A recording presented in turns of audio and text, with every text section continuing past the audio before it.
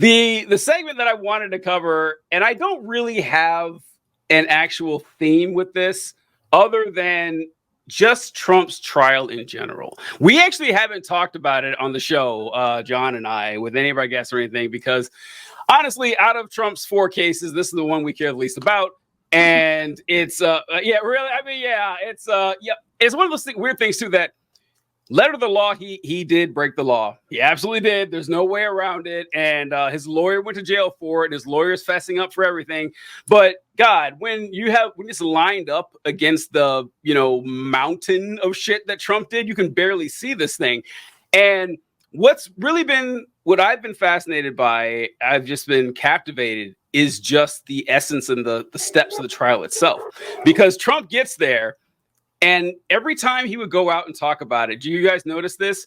He would always bitch about how cold the courtroom was. Have you guys seen this? Well, every time, which is real. I don't know why he keeps doing it. Because it makes him seem like he's weak. Like, why do you keep complaining? And he refers to it as the ice box.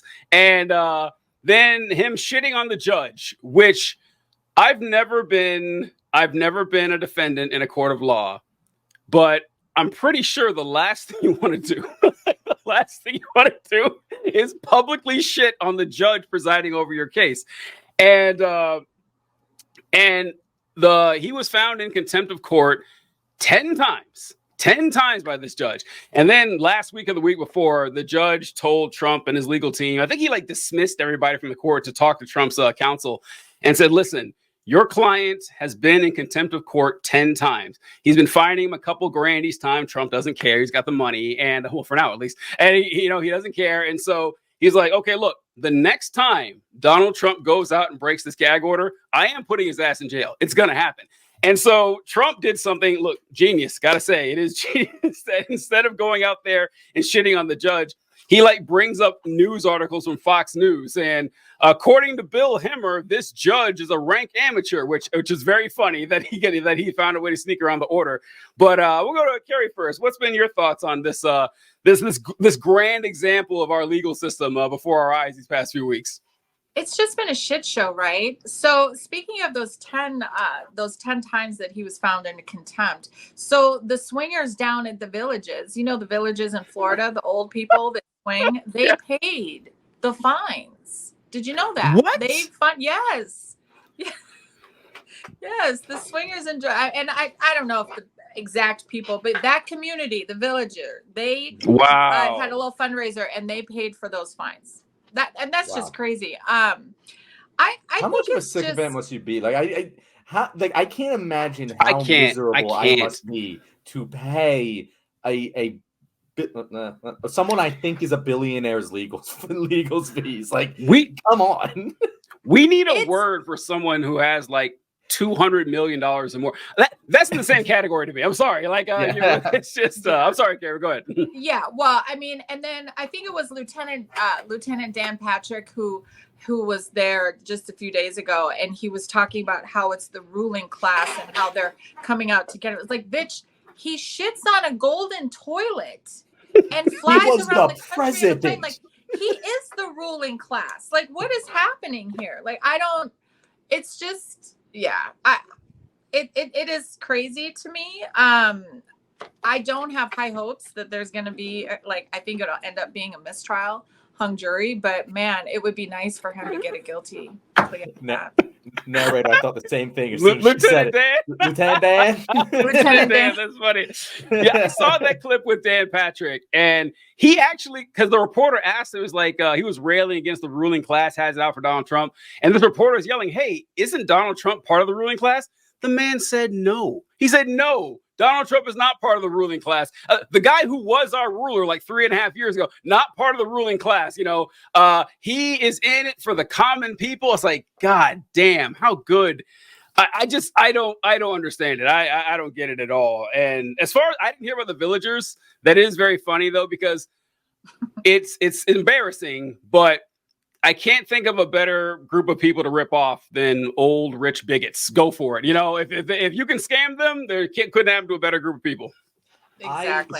So we've kind of touched on 2 points here, which I think kind of arrive at the same conclusion, is that this isn't a real trial in the sense that the victory condition isn't a not guilty verdict for Donald Trump.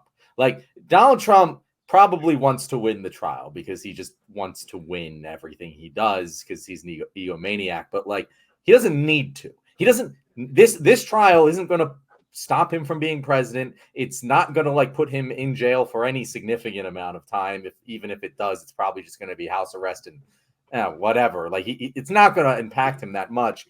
Yeah, any other defendant wouldn't want to insult the judge presiding over their trial, but for him, he has to, because if he loses, then his political goal is to attack everyone and say it was a political attack, it was a witch hunt, it was X, Y, and Z. They're coming after me. They're using the state to come after me. It's the ruling class versus us common people. And obviously, we're all laughing. He's not these common people. But if you look at far right rhetoric, they often steal the language of progressivism in order to convince the working class masses that they're the good guys. Don't listen to those damn commies. They don't have the working class at heart. It's us, the Donald Trumps of the world, who shit on golden toilets and have had multiple fucking lawsuits lost about not giving black people their fucking wages.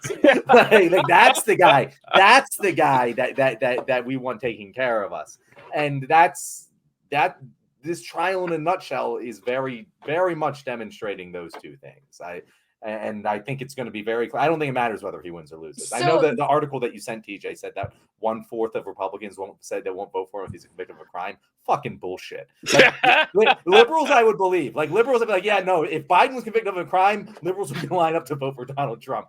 But maybe not vote, but they wouldn't vote at all, at least. But but I don't think that the Republicans have that fucking conviction inside them. I'll come back to that after Carrie talks. I'll come back to that. Well, there was just one thing that I did find super interesting, and nobody is talking about it. Nobody is talking about it. So the details came out, and he could have been charged with a crime at that time about this too. So he paid $50,000 to a computer guy, a contractor, to rig polls in 2015. It was a CNBC poll. He didn't like the numbers, and he did the same thing. He said, "Okay, I'll pay you, $50K." The guy went out, and I think he went and obtained a bunch of IP addresses that they were going to use to manipulate the CNBC poll. And the guy, Trump, ended up stiffing him. Y'all, he didn't like the polls back then. And he was, and so, like, to me, I'm just like, why is nobody talking about the glaring the fact that we are inundated with polls? The polls are just freaking flooding the zone. That we're being flooded with these polls. They are anywhere between 8 to 15% off. They're all wrong. They don't predict shit, but they make someone look good. And here we have verified documentation that he paid people to influence polls. Like, that was the only thing that I thought was really interesting, that I feel like we should investigate that a little bit more. I hadn't heard that. And I hadn't heard that, but this is something I've been saying for a long time about polls. I've actually been saying it for a while.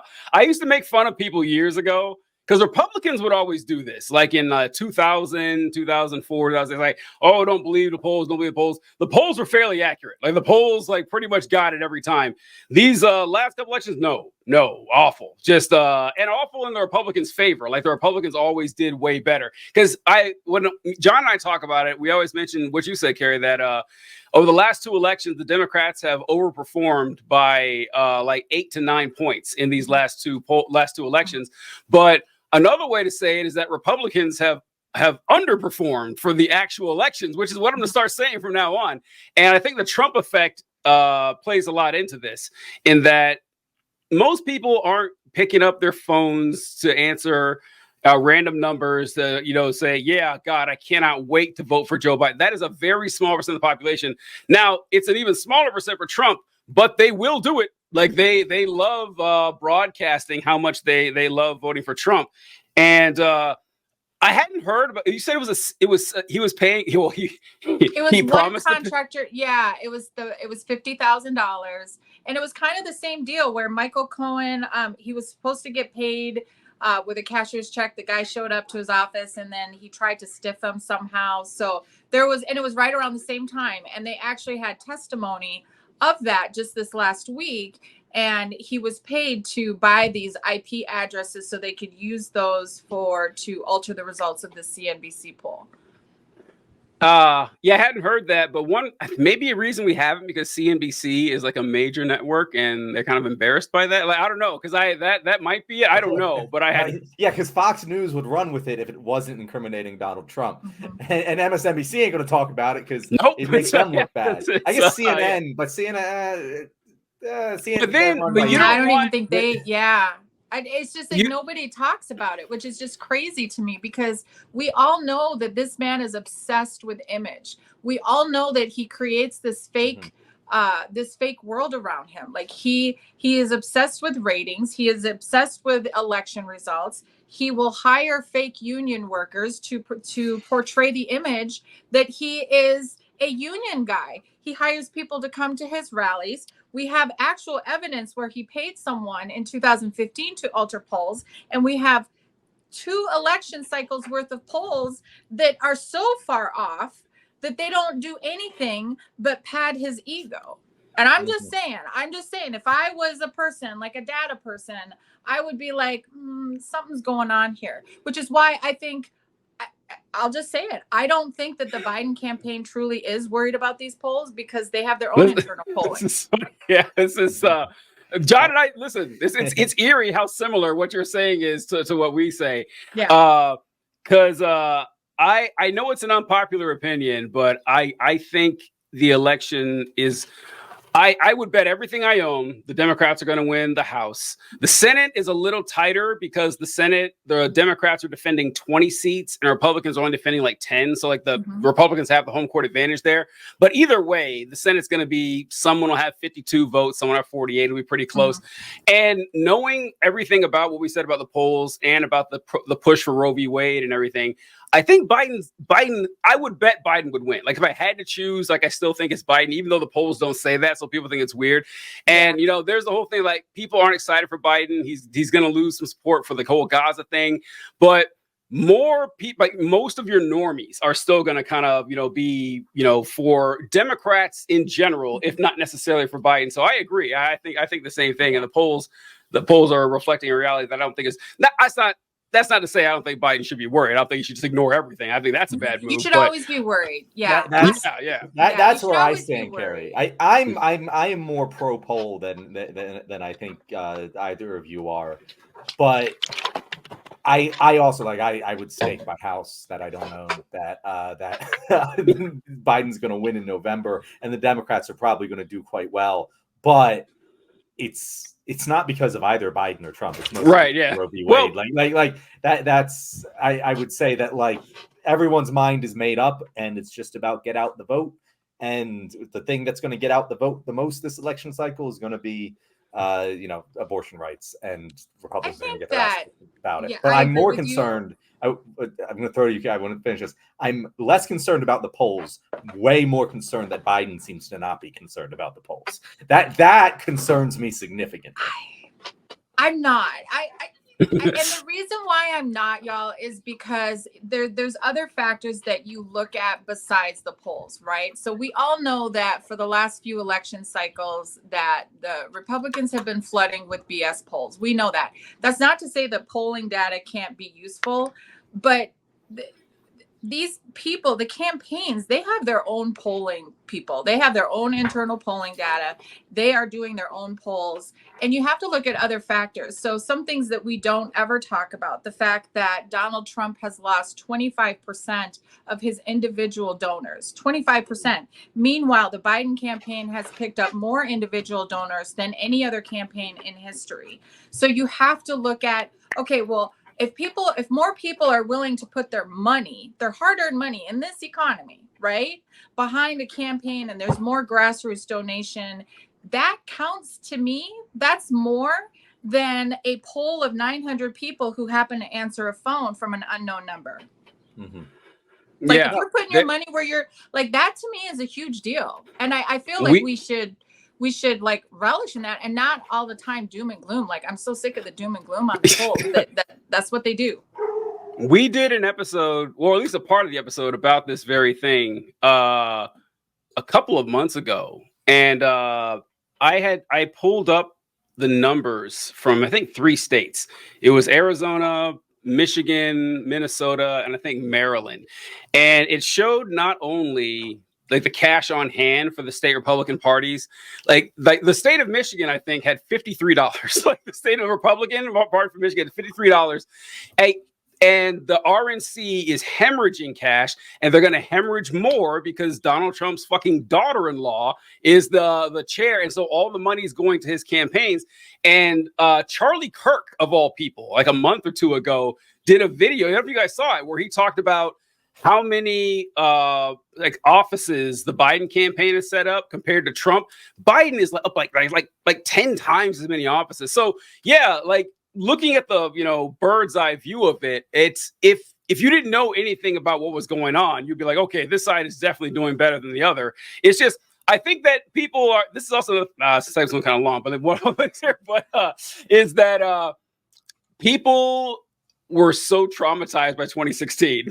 Like no one was prepared for that Donald Trump could actually win, and did. People got out of bed and voted for him.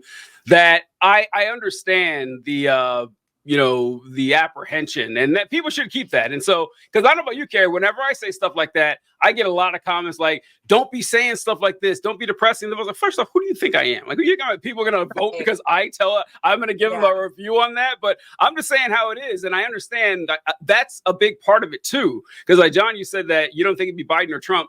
I think it will be Trump because people can't wait to vote against Trump. And that's going to be, if anything in society, there's going to be the anti-Trump vote. I'm more meant, it's not because of anything they are going to do between now okay, gotcha. and November. Yeah. The one thing I want to say is we talked a lot when the Republican debates first started, how we started a whole episode about Ron DeSantis. And then halfway through, we realized we were talking about Trump the entire time. And we were like, you know what? This is exactly why Ron DeSantis doesn't stand a chance, because this segment was titled about Ron DeSantis, and we spent most of the time talking about Donald Trump. And I just want to acknowledge that this was a segment about Trump that we just spent half the time talking about Joe Biden. And not in a bad way. So not talking about Joe Biden like you like to do. If you ever have me on your show, I will do that. Like, I'm big into you have to flip the script a little bit. I feel like there's a fine line. I agree with you wholeheartedly. We cannot take anything for granted. And personally, if people want to think and believe these polls, I think it's good because it keeps people engaged. It keeps them motivated. It's like, hey, we're going to get out and we're going to be involved. But truthfully, I think there is a huge underestimation. I can't even say the word of the ground game that the Democrats have. I mean, like, if you look at what happened in Maryland with Angela, with that race, the Senate race that just happened, if you look at the last races that have happened in Wisconsin and what those state parties have able to do, Wisconsin did not leave one door unknocked during that Supreme Court race. Like, that party went out. Like, they have amassed a really impressive ground game that people don't talk about. And that's why you're seeing the difference in the results on the elections.